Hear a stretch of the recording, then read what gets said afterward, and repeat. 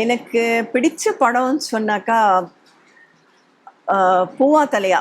அது வந்து ஒரு டிஃப்ரெண்ட் ஆக்டிங் இருக்கும் அதுல.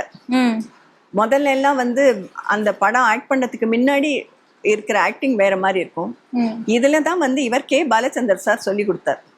அதாவது பேசிக்கிட்டே போய் டக்குன்னு திரும்பி ஏதாவது ஒன்று சாமானை எடுத்துட்டு மறுபடியும் திரும்பி வந்து பேசுறது, அது மூமெண்ட்ஸோட அந்த மாதிரி ஆக்டிங், ஒரு டிஃப்ரெண்ட் டைப் ஆஃப் ஆக்டிங். அதனால அந்த படம் எனக்கு ரொம்ப பிடிச்சிருந்தது. அதுவும் இல்லாமல் அது ஒரே கலாட்டாவா இருக்கும், சண்டை அது இதுவாக இருக்கும், அழுகையா ஒரே அழுகையா எல்லாம் இல்லாமல். அப்புறம் இன்னொன்று வந்து இது அவள் அவள் படம். அந்த படத்தில் வந்து ஆக்டிங் ஸ்கோப் நிறைய இருந்தது. தோ அந்த கதை வந்து வேற மாதிரியான ஒரு கதையா இருந்தா கூட ஆக்டிங் ஸ்கோப் ரொம்ப அதுல நிறைய இருந்தது. ஓகே.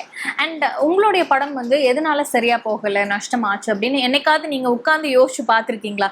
நம்ம இந்த ஒரு விஷயம் மாத்தி இருந்தா அண்ட் இப்போ இருக்க காலகட்டத்தில் இருக்கக்கூடிய மக்களுக்கு வந்து இப்போ ரிலீஸ் பண்ணா எப்படி இருக்கும் அந்த மாதிரி. அப்பவே அது தெரிஞ்சு போச்சு. அது வந்து பேட் ஜட்ஜ்மெண்ட்.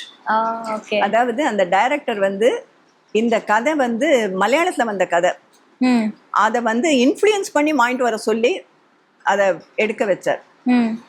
ஒரு பொண்ணு கல்யாணத்துக்கு முன்னாடி தப்பு பண்ணிட்டு வேற ஒருத்தனை கல்யாணம் பண்ணிக்கிற மாதிரி. இது வந்து தமிழ் பண்பாடுக்கு ஒத்து போகாது.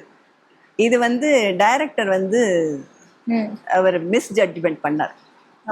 பண்ணி அது வந்து அப்போ வந்து இதை பத்தி எனக்கோ அண்ணா தான் ப்ரொடியூஸ் பண்ணார், அவருக்கோ இதை பற்றி சரியாக இந்த கதை சரி வராது அப்படிங்கிறது தெரியல.